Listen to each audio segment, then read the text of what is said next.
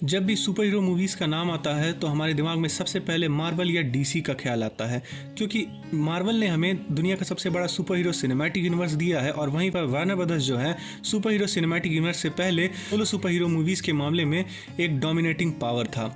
ऐसा क्यों है ये बात आपको सभी को अच्छे से मालूम होगी। क्यों? क्योंकि इससे पहले 70s के टाइम में ही डीसी स्टूडियोज़ या यूँ कहूँ वार्नर ब्रदर्स वो पहला स्टूडियो था जिसने सुपर हीरो मूवीज़ की नींव रखी थी क्रिस्टोफर रीव के सुपरमैन की वजह से। उसके बाद हर स्टूडियो ने अपनी सुपर हीरो मूवीज़ को बनाने की कोशिश करी, लेकिन सिर्फ वार्नर ब्रदर्स को ही सक्सेस मिली थी। और मार्वल की तो उस टाइम की मूवीज़ इतनी डिजास्टर्स साबित हुई कि 2008 में पूरा मार्वल बिकने की कगार पे आ गया था। लेकिन उसके बाद भी आज के टाइम पे ये दोनों फ्रेंचाइजी सबसे आइकॉनिक हैं।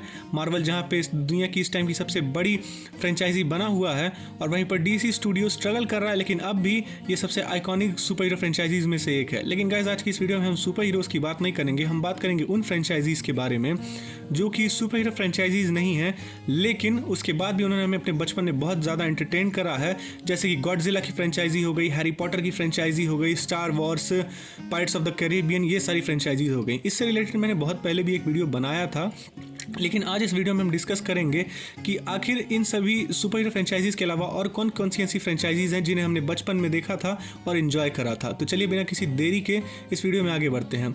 तो गाइज, लिस्ट में हमारे पहले नंबर पे है pirates of the Caribbean. Guys, pirates of the Caribbean इसलिए क्योंकि पायरेट्स ऑफ द कैरिबियन मुझे लगता है डिज्नी की तरफ से एक ऐसा अप्रोच था जो कि खुद डिज्नी को भी नहीं मालूम था कि ये चल जाएगा। क्योंकि पायरेट्स ऑफ द कैरिबियन की पहली मूवी जब बनी थी तो डिज्नी ने इस बात को ध्यान में रखा था कि ये मूवी जो है फ्लॉप हो जाएगी, बिल्कुल भी चलेगी नहीं। लेकिन इस मूवी ने, इसके सीक्वल ने और इसके थर्ड पार्ट ने इतना ज़बरदस्त कलेक्शन किया कि 2011 में इसका चौथा पार्ट लाएगा, फिर 17 में इसका पांचवा पार्ट लाएगा।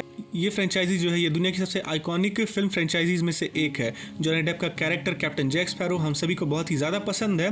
और ये बात सोचकर कभी कभी हैरानी होती है कि किस तरह से डिज्नी को जो है भरोसा नहीं था कि पायरेट्स ऑफ द कैरिबियन जो है वो बिल्कुल भी सक्सेसफुल हो पाएगी, क्योंकि उनका तो मेन ऑब्जेक्टिव यही था कि ये मूवी बनेगी, ये फ्लॉप हो जाएगी, उसके बाद हम दोबारा इस पर काम नहीं करेंगे। क्योंकि पायरेट्स ऑफ द कैरिबियन का जो थीम पार्क था, लोगों को खुश करने के लिए, उन्हें अट्रैक्ट करने के लिए उन्होंने बस इस मूवी को बनाया था। उन्हें लगा था मूवी चले या ना चले, थोड़ा बहुत तो टूरिस्ट को अट्रैक्ट ज़रूर करेगी।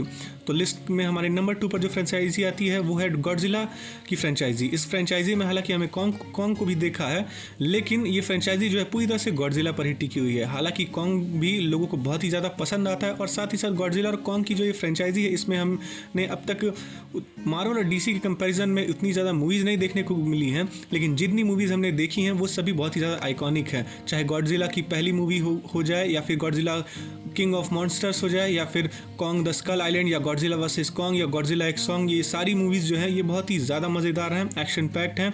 इनमें हालांकि इन मॉन्स्टर मूवीज़ में उतना ज़्यादा स्टोरी को ध्यान नहीं दिया जाता, और वैसे भी हम में से कोई भी इन मूवीज़ को स्टोरी के लिए देखने नहीं जाता है। हम तो बस देखना चाहते हैं कि दो भयंकर टाइटन्स एक दूसरे को कैसे मारते हैं।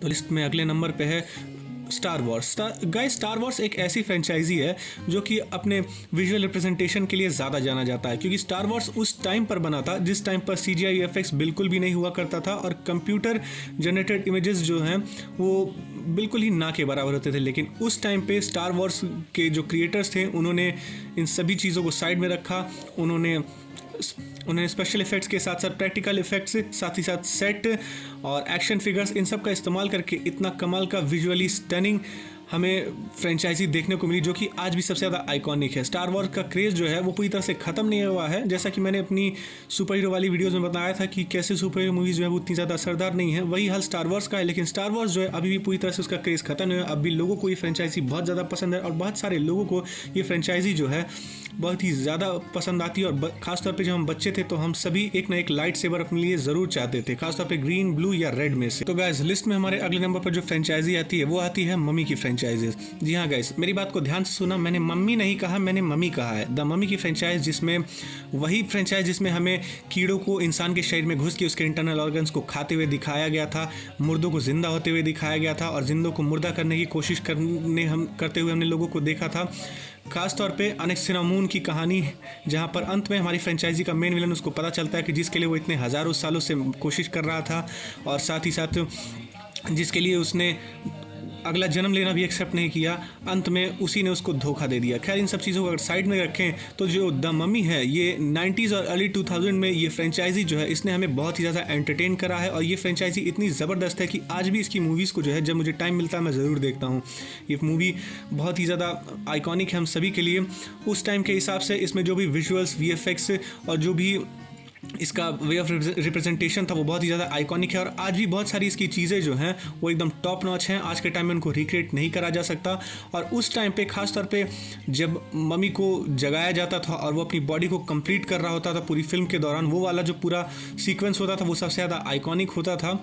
खास तौर पे उसका बार बार जिंदा होना, फिर मारे जाना, फिर अगले पार्ट में जिंदा होना, और फिर लास्ट में अपने आप को खुद ही सेक्रीफाइस कर देता है नेदर वर्ल्ड के लिए।